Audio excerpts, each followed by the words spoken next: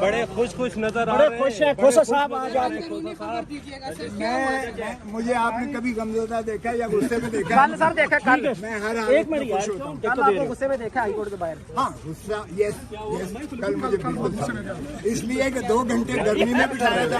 یار کیا مسئلہ ہے. گرمی میں بٹھایا تھا 2 گھنٹے اور پھر اس کے بعد تاریخ دے دی تو وہ میرا غصہ. آج سپریم کورٹ نے کیا فیصلہ کیا سر تھوڑا سا بتا دیجیے. جو آج سپریم کورٹ نے پابند کر دیا ہے کہ ہائی کورٹ اس فیصلے کو نمٹائے, آپ کو لگتا ہے کہ اب ہائی کورٹ جلدی میں کوئی فیصلہ کرے گا؟ دیکھیں یہ ہائی کورٹ اور سپریم کورٹ کے درمیان یہ معاملہ ہے, میرا اس سے کیا تعلق ہے سر؟ اگر کل یہ تو معاملہ بڑی دیر سے چل رہا ہے, سپریم کورٹ ہائی کورٹ کو, ہائی کورٹ پھر سپریم کورٹ اور پھر سیشن کورٹ, یہ تو پوری ایک گول چکر ہے. پھر یہی اسی لیے انہوں نے واپس نہیں ہمیں بھیجا سر پی ٹی آئی کے اسی وجہ سے کہ یہ جو ہے انہوں نے کہا نہیں ہے جو آگے پیچھے ہوتے ہیں.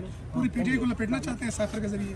یہ ہم کواش کروا دیں گے. آپ سائفر والے صاحب یہ بتائیے گا, اگر ایک جج ہے اسلام آباد ہائی کورٹ کے جسٹس عامر فاروق صاحب, سر اس کے اوپر آپ کو مطلب ان کے بار بار ان کے اوپر اعتراضات کرتے ہیں, تو سر آپ نہیں سمجھتے کہ اس کے اوپر قانوناً کوئی ایکشن ہونا چاہیے کہ اگر کسی جج کے اوپر کسی بننے کا یقین ہی نہ ہو؟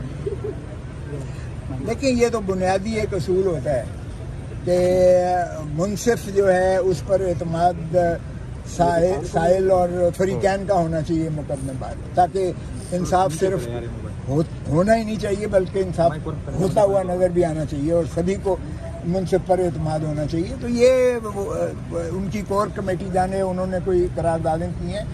میں ایک پروفیشنل وکیل ہوں, میں کوئی کور کمیٹی کا معاف کیجیے گا ممبر نہیں ہوں, میں وکالت کرتا ہوں, اس لیے میں تو وکالت کی حیثیت سے ہی اپنے جو ہے استدلال لیتا ہوں.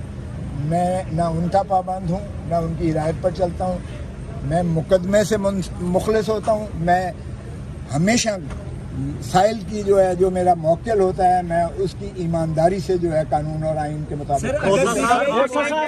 بات سنیے, آپ کے گھر کے اوپر فائرنگ ہوئی, حملہ ہوا, آپ کے اوپر حملہ ہوا, آپ کے گھر کے اوپر فائرنگ ہوئی. عمران خان صاحب آپ کا پتہ کرنے کے لیے آپ کے گھر ہے, جبکہ آپ کے گھر زرداری صاحب بلاول بھٹو صاحب بھی نہ ہے. آج کل وہ جیل میں ہے, آپ کو تو جانا چاہیے ان کی خیریت کے لیے. جا رہے ہیں بھائی, سوئے ہوئے آپ. سر یہ بتائیں کہ آپ کے بارے میں مجھے ڈیٹین کیا ہوا ہے. سر پی ٹی آئی کے وکلا وکٹری بنا کے آ رہے تھے, پی ٹی آئی کے وکلا وکٹری بنا کے آ رہے تھے آج باہر. سر بتائیں تھوڑا سا آج کو پی ٹی آئی کو ریلیف ملا سپریم کورٹ سے؟ ان سے پوچھیں سر کیس آپ نے لڑا سر, اور انہوں نے کہا کہ یہ کیسے ہو گیا کہ ملزم تو جیل پہنچ گیا اور اپیلوں کا معاملہ اسلام آباد ہائی کورٹ میں ہے اور آج کھوسا صاحب کو سپریم کورٹ میں دوسری بار آنا پڑا.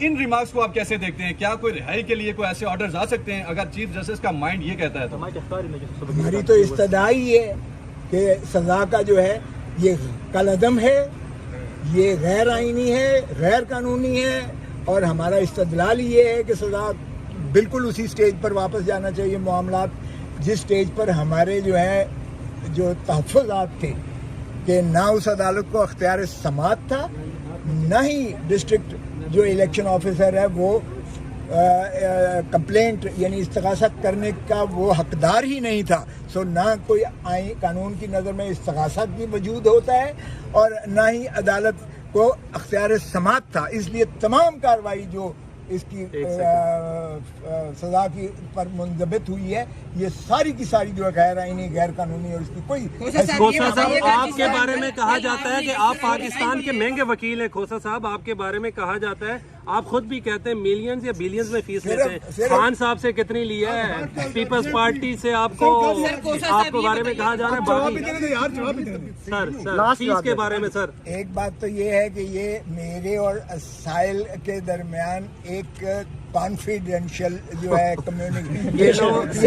لگ گئے آپ پہ کانفیڈینشیل کی وجہ سے. اچھا کھوسا صاحب سنا کہ ڈی جی خان میں کھوسا ہاؤس کے اوپر بھی کوئی لوگ گئے ہیں اور کچھ گرفتاریاں بھی ہوئی ہیں کھوسا ہاؤس میں. ڈی جی خان آج تک 100 سال میں کھوسا ہاؤس بھی غازی خان پر نہیں ہوا تھا.